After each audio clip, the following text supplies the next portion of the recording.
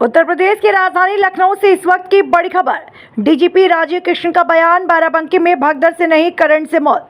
बंदर के तार से लटकने से तार टूटा था।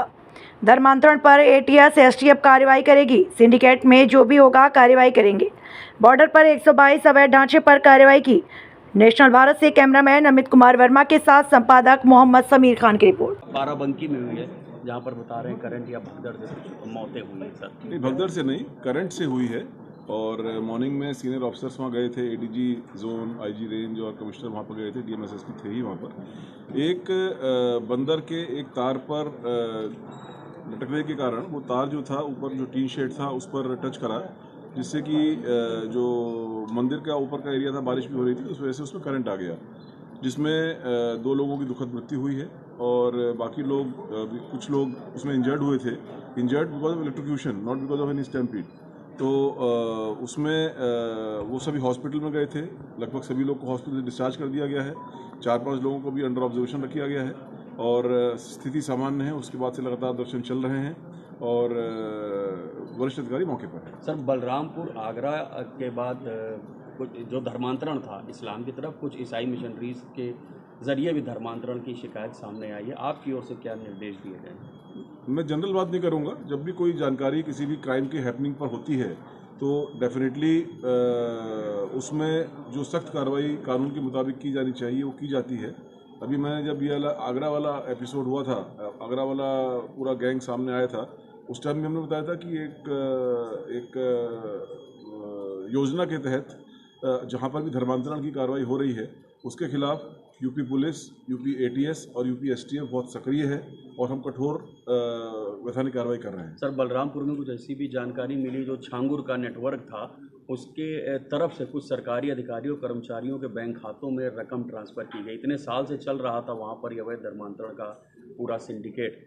जो पुलिस प्रशासन के अगर अधिकारी कुछ इन्वॉल्व होते हैं उनके लिए क्या? जी, इन्वेस्टिगेशन उसमें एटीएस द्वारा सभी पहलुओं पर की जा रही है, बहुत गहराई से की जा रही है, फाइनेंशियल इन्वेस्टिगेशन की जा रही है और जो भी लोग इन्वॉल्व होंगे उनके खिलाफ सख्त कार्रवाई की जाएगी। 7 जिलों की सीमा नेपाल से मिलती है और ज़्यादातर जहाँ पर अवैध धर्मांतरण की बातें सामने आ रही हैं वो इन जिलों से ही संबंधित हैं। तो नेपाल की जो बॉर्डर की सिक्योरिटी है उसको लेकर के कोई निर्देश? बॉर्डर पर वहाँ पर एसएसबी के साथ साथ जो यूपी पुलिस की जो पुलिस फोर्स है उसकी भी चौकियाँ हैं।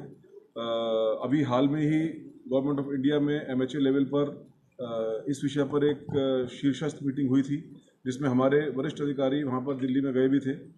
बॉर्डर की सिक्योरिटी बहुत ही इम्पोर्टेंट एक कॉन्सेप्ट भी है और बॉर्डर की सिक्योरिटी के लिए जो भी आवश्यक होगा वो कार्रवाई वहाँ की जाएगी। अभी हाल में ही आपने देखा होगा कि करीब 122 ऐसे ढांचे जो कि अवैध रूप से बने हुए थे उनके खिलाफ कार्रवाई की गई। तो इन सब चीज़ों पर बिल्कुल ज़ीरो टॉलरेंस की नीति शासन की भी है और यूपी पुलिस की भी है। इसमें जहां पर भी अवैध कार्रवाई सामने आएगी वहां पर सख्त कार्रवाई की जाएगी। पश्चिम उत्तर प्रदेश पश्चिम उत्तर प्रदेश के कुछ जिलों से सर ये शिकायत है, वो ड्रोन की अफवाह को लेकर के वहाँ पर कई लोगों से मारपीट भी हुई है। कुछ लोग दुर्घटना में भी घायल हुए हैं। रात भर वहाँ पर लोग खुद जाग रहे हैं, कॉम्बिंग कर रहे हैं। जी, 2 चीज़ें हैं।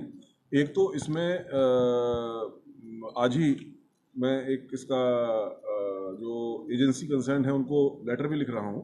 कुछ जियो सर्वे की कार्रवाई हो रही है जो कि गवर्नमेंट ऑफ इंडिया की कुछ एजेंसीज करा रही हैं, तो उनको भी हम लेटर लिख रहे हैं कि इस चीज़ को आप करने से पहले आप अवगत करा दें जिससे कि लोगों को पहले से अवगत कराया जा सके। That is number 1 part of it. Second is because of जो सर्टन व्यूइंग्स, कुछ र्यूमर मॉन्गरिंग भी ज़्यादा हो रही है। तो उस र्यूमर मॉन्गरिंग में जो डिफरेंट एलिमेंट्स हैं उनको भी आइडेंटिफाई करके उनके खिलाफ भी कार्रवाई की जा रही है। थर्ड थिंग इज़ जो ड्रोन पॉलिसी है उसमें डूज एंड डोंट्स के बारे में भी लोगों को अवगत कराया जा रहा है, क्योंकि उसमें अब येलो जोन बन गए हैं, रेड जोन बन गए हैं। जो प्राइवेट या पर्सनल ड्रोन्स हैं उनका किस तरह संचालन किया जाए, किस तरह से उनका रजिस्ट्रेशन हो, इसके बारे में रूल्स बने हुए हैं। उन रूल्स के बारे में लोगों को जानकारी नहीं है। उसको लोगों तक जानकारी पहुंचाने की कार्रवाई भी शुरू की गई है, जिसमें लोगों को ये जानकारी रहे कि ये ड्रोन्स अगर हैं तो किस पर्पज़ के लिए हैं जो चला रहे हैं जो लोग।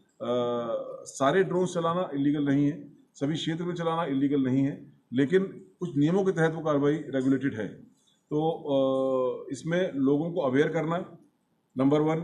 नंबर 2, जो र्यूमर मॉन्गरिंग है उस पर आपके माध्यम से कानून के माध्यम से सख्ती से कार्रवाई करना और उसका आड़ में अगर कोई इलीगल गतिविधि कर रहा है, एक्टिविटी कर रहा है, तो उनके खिलाफ सख्त कार्रवाई करना, इन सभी दिशाओं में हम लोग कार्य कर रहे हैं। सर उसको टच कर लिया है। साइबर की कंप्लेंट्स हमारे 1930 एक साइबर हेल्पलाइन है, वहाँ पर कंप्लेंट दर्ज होती हैं।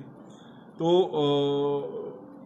कंप्यूटर के और मोबाइल के और ई कॉमर्स के बढ़ते हुए स्कोप के कारण ऐसे लोग भी इसमें जुड़ गए हैं जो कि इसके माध्यम से क्राइम कर रहे हैं, इनका दुरुपयोग कर रहे हैं और लोगों को बेवकूफ़ बना रहे हैं, ठग रहे हैं और इस तरह की कार्रवाई कर रहे हैं। ऐसी परिस्थिति में जो पुलिस की लीडरशिप है, उनको साइबर लॉज के बारे में, साइबर इन्वेस्टिगेशन के बारे में, साइबर फॉरेंसिक्स के बारे में और साइबर टेक्नोलॉजी के बारे में जानकारी होना बड़ा आवश्यक है।